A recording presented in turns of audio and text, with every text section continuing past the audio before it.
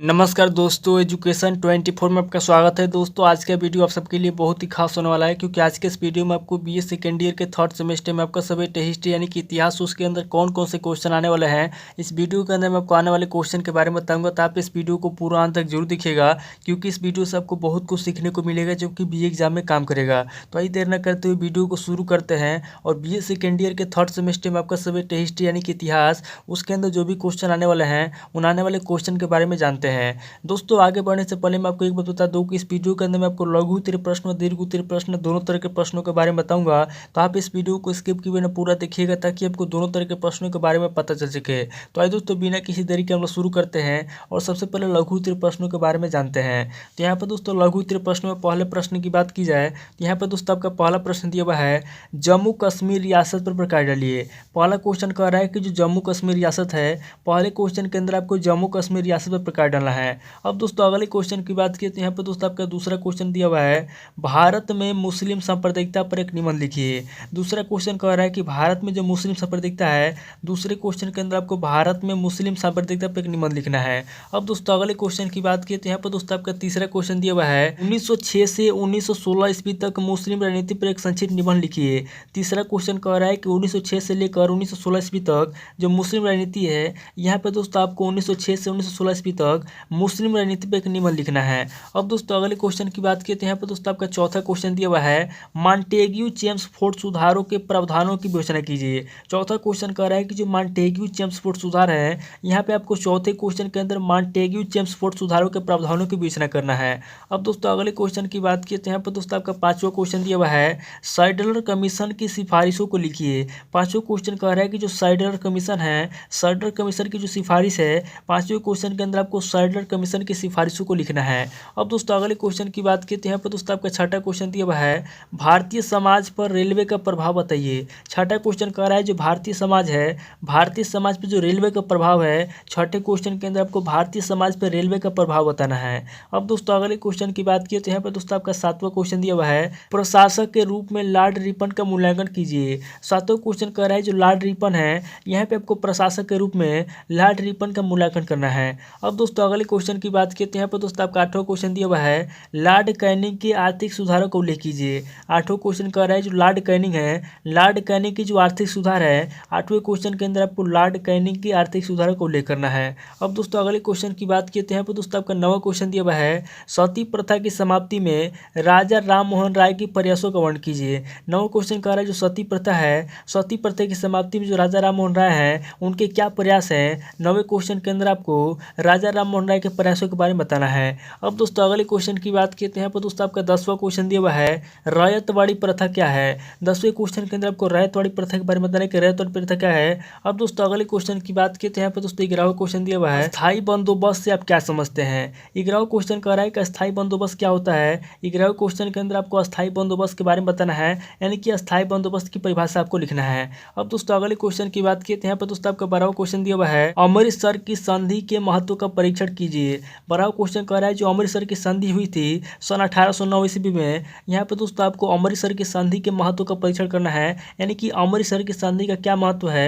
12वें question के अंदर आपको अमृतसर की संधि के महत्व का परीक्षण करना है। अब दोस्तों अगले क्वेश्चन की बात की तो यहाँ पर दोस्तों आपका 13वां क्वेश्चन दिया हुआ है, रणजीत सिंह तथा सतलज के पूर्व के सिख राज्यों पर टिप्पणी लिखिए। 13वां क्वेश्चन कह रहा है जो रणजीत सिंह है तथा सतलज के जो पूर्व के सिख राज्य हैं, यहाँ पे दोस्तों आपको रणजीत सिंह तथा सतलज के पूर्व के सिख राज्यों पर टिप्पणी लिखना है। अब दोस्तों अगले क्वेश्चन की बात की तो यहाँ पे दोस्तों आपका 14वां क्वेश्चन दिया हुआ है, पलासी के युद्ध के प्रमुख कारणों का उल्लेख कीजिए। 14वां क्वेश्चन कह रहा है जो पलासी के युद्ध हुआ था, पलासी के युद्ध के प्रमुख कारण कौन कौन से थे। यहाँ पे 14वें क्वेश्चन के अंदर आपको पलासी के युद्ध के प्रमुख कारणों का उल्लेख करना है। अब दोस्तों अगले क्वेश्चन की बात की तो यहाँ पे दोस्तों आपका 15वां क्वेश्चन दिया हुआ है, सालबाई की संधि किसके बीच हुई, अंग्रेजों के अथवा सालबाई संधि के महत्व की विवेचना कीजिए। 15वां क्वेश्चन कह रहा है जो सालबाई की संधि है, सालबाई की संधि किसके बीच हुई, अंग्रेजों के अथवा सालबाई संधि के महत्व की विवेचना कीजिए। यानी कि 15वां क्वेश्चन कह रहा है जो सालबाई की संधि है, यहाँ पे आपको सबसे पहले बताना है कि सालबाई की संधि किसके बीच हुई, उसके बाद आगे आपको बताना जो अंग्रेज हैं अथवा जो सालबाई संधि है इसका आपको महत्व बताना है, यानी कि सालबाई संधि का महत्व बताना है। अब दोस्तों अगले क्वेश्चन की बात किए तो यहाँ पर दोस्तों आपका 16वां क्वेश्चन दिया हुआ है, तृतीय आंग्ल मराठा युद्ध का वर्णन कीजिए। 16वां क्वेश्चन कह रहा है जो तृतीय आंग्ल मराठा युद्ध हुआ था, 16वें क्वेश्चन के अंदर आपको तृतीय आंग्ल मराठा युद्ध का वर्णन करना है। अब दोस्तों दोस्तों अगले क्वेश्चन की बात की तो यहाँ पे दोस्तों आपका 17वां क्वेश्चन दिया हुआ है, वारेन हेस्टिंगस के रूहेलो के प्रति अन्यायपूर्ण नीति का उल्लेख कीजिए। 17वां क्वेश्चन कह रहा है कि जो वारेन हेस्टिंगस है, वारेन हेस्टिंगस के जो रूहेलो के प्रति अन्यायपूर्ण नीति थी, यहाँ पर दोस्तों आपको वारेन हेस्टिंगस के रूहेलो के प्रति अन्यायपूर्ण नीति का उल्लेख करना है। अब दोस्तों अगले क्वेश्चन की बात की तो यहाँ पर दोस्तों आपका 18वां क्वेश्चन दिया हुआ है, सिराजुद्दौला तथा अंग्रेजों के मध्य संघर्ष के कारणों का उल्लेख कीजिए। 18वां क्वेश्चन कह रहा है जो सिराजुद्दौला तथा अंग्रेजों के मध्य जो संघर्ष हुआ था उस संघर्ष के क्या कारण थे। यहाँ पर दोस्तों आपको 18वें क्वेश्चन के अंदर सिराजुद्दौला तथा अंग्रेजों के मध्य संघर्ष के कारणों का उल्लेख करना है। ये दोस्तों टोटल आपके 18 क्वेश्चन होंगे जो कि आपके लघु उत्तरीय प्रश्न में पूछ जाएंगे। अब दोस्तों आगे हम लोग दीर्घ उत्तरीय प्रश्नों के बारे में जानेंगे। तो यहाँ पर दोस्तों दीर्घ उत्तरीय प्रश्न में पहले प्रश्न की बात की जाए तो यहाँ पर दोस्तों आपका पहला प्रश्न दिया हुआ है, बंगाल में ब्रिटिश साम्राज्य के उदय के क्या कारण थे।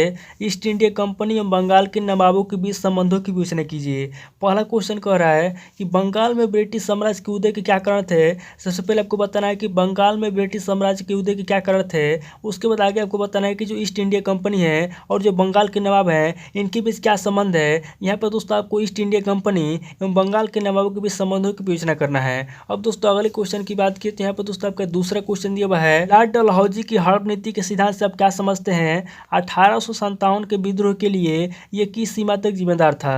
दूसरा क्वेश्चन कह रहा है कि जो लॉर्ड डलहौजी हैं, लॉर्ड डलहौजी की जो हड़प नीति है और लॉर्ड डलहौजी की जो हड़प नीति के सिद्धांत हैं। सबसे पहले आपको दूसरे क्वेश्चन के अंदर लॉर्ड डलहौजी के हड़प नीति के सिद्धांत के बारे में बताना है। उसके बाद आगे आपको बताना है कि जो 1857 का विद्रोह हुआ था, यह 1857 का विद्रोह यह किस सीमा तक जिम्मेदार था।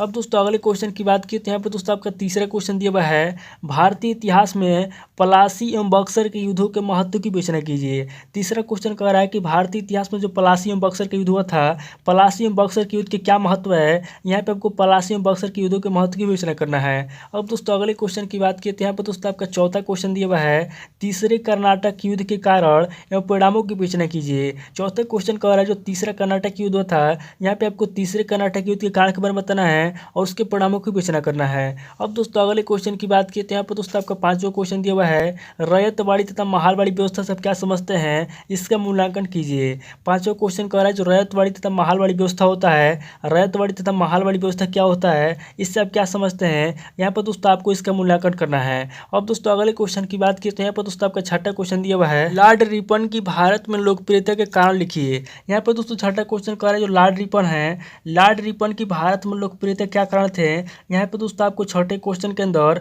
लॉर्ड रिपन की भारत में लोकप्रियता कारण लिखना है। अब दोस्तों अगले क्वेश्चन की बात की तो यहाँ पर दोस्तों आपका सातवां क्वेश्चन दिया हुआ है, ब्रिटिश काल में रेल यातायात के विकास एवं उसके आर्थिक प्रभाव का आलोचनात्मक परीक्षण कीजिए। सातवां क्वेश्चन कह रहा है जो ब्रिटिश काल है, ब्रिटिश काल में जो रेल यातायात का विकास हुआ उसके आर्थिक प्रभाव का आलोचनात्मक परीक्षण करना है। अब दोस्तों अगले क्वेश्चन की बात की तो यहाँ पर दोस्तों आपका आठवां क्वेश्चन दिया हुआ है, 1919 के भारत सरकार नियम की प्रमुख विशेषताओं का विवरण दीजिए और उसकी त्रुटियां बताइए। यहाँ पर दोस्तों आठवां क्वेश्चन कह रहा है कि जो 1919 के भारत सरकार नियम की जो प्रमुख विशेषता है, यहाँ पर दोस्तों आपको 1919 के भारत सरकार नियम की प्रमुख विशेषताओं का विवरण देना है और उसकी त्रुटियां बताना है। अब दोस्तों अगले क्वेश्चन की बात की तो यहाँ पर दोस्तों आपका 9वां क्वेश्चन दिया हुआ है, भारतीय स्वतंत्रता अधिनियम 1947 क्या है, भारतीय स्वतंत्रता प्राप्ति में सहायक तत्व कौन कौन से हैं। 9वां क्वेश्चन कह रहा है कि जो भारतीय स्वतंत्रता अधिनियम 1947 है, भारतीय स्वतंत्रता 1947 क्या है। यहाँ पे आपको सबसे पहले भारतीय स्वतंत्रता 1947 के बारे में बताना है। उसके बाद जो भारतीय स्वतंत्रता प्राप्ति है इसमें सहायक तत्व कौन कौन से हैं, भारतीय स्वतंत्रता प्राप्ति में सहायक तत्व के बारे में आपको बताना है। अब दोस्तों अगले क्वेश्चन की बात की तो यहाँ पर दोस्तों आपका 10वां क्वेश्चन दिया हुआ है, 1861 के कौंसिल अधिनियम का आलोचनात्मक वर्णन कीजिए। यहाँ पर दोस्तों 10वां क्वेश्चन कह रहा है कि जो 1861 के कौन से अधिनियम है। यहाँ पर दोस्तों 10वें क्वेश्चन के अंदर आपको 1861 के कौन से अधिनियम का आलोचना करना है, यानी कि 1861 के कौन से अधिनियम की कमियां निकलना है। ये दोस्तों टोटल आपके 10 क्वेश्चन होंगे जो कि आपके दीर्घ उत्तरीय प्रश्न पूछेंगे। तो दोस्तों इस वीडियो के अंदर मैंने आपको लघु उत्तरीय प्रश्न और दीर्घ उत्तरीय प्रश्न दोनों तरह के प्रश्नों के बारे में बता दिया। आप इन दोनों तरह के प्रश्नों को नोट कर लीजिए और किसी किताब से सीरीज से मिलाकर के याद कर लीजिए। दोस्तों आज इस वीडियो को मैं पे स्किप करता हूँ, मिलता आपसे नेक्स्ट वीडियो में। अगर आपको वीडियो अच्छा लगा तो वीडियो को लाइक कीजिए, शेयर कीजिए और कमेंट करके बताइए कि आपको नेक्स्ट वीडियो किस टॉपिक के ऊपर चाहिए। थैंक यू दोस्तों।